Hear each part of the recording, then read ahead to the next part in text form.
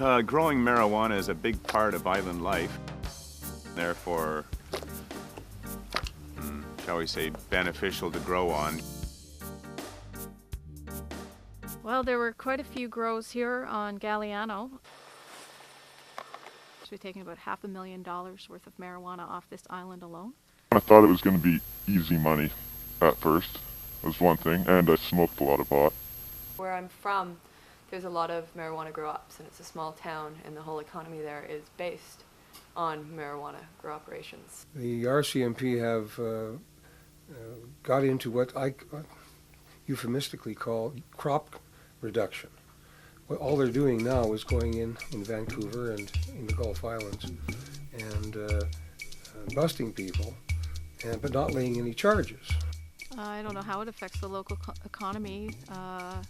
It is an illegal operation, and there are many legitimate sources of income that people can earn on these islands.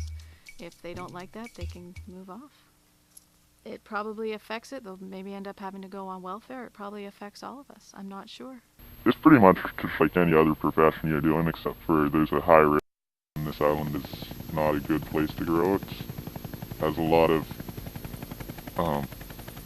helicopters flying above. It depends on how big the grow is. I know they have in the past brought in the military, bring in helicopters to help if it's in really hard to reach places.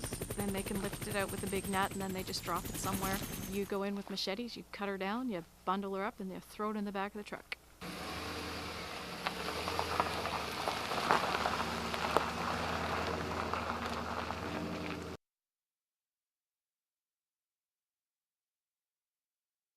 So that crop reduction is a convenient way of raising your statistics. In the war, not so much against drugs, but the war of public opinion, which is going on at the present time. It's their job. It's their job, and I respect them, and I respect the law and all of that, but it's out of date. It's harmless.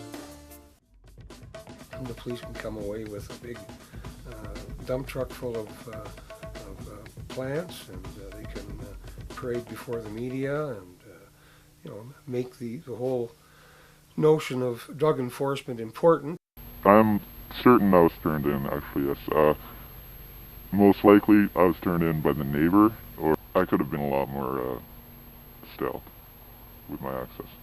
I heard something about them being parked outside of the deli with their pickup truck full of pot, more or less parked all day. So everybody knew that they had involved themselves in crop production. I figure it was sort of a public image thing.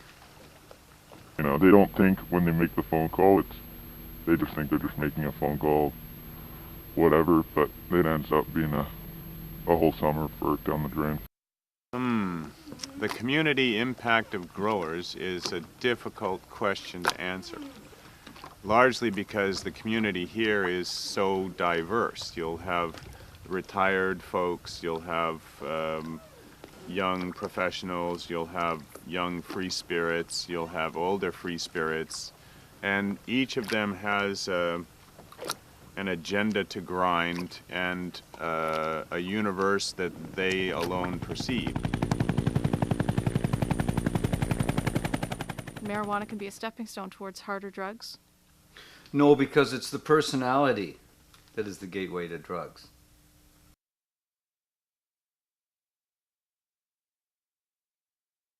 I don't agree with the Senate. Talk to the kids who are breaking into houses to help support their marijuana habits and their subsequent cocaine and heroin addicts. Maybe they should get out in the street and see what the real world's like instead of sitting in their little red room over in Ottawa in the Puzzle Palace. Well, I just turned 50, and I'll tell you, marijuana is really light action.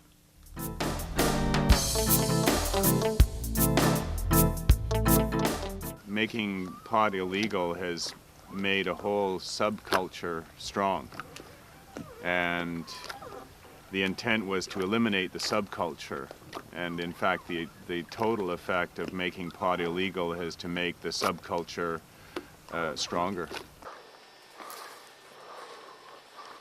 Keep the smoke going.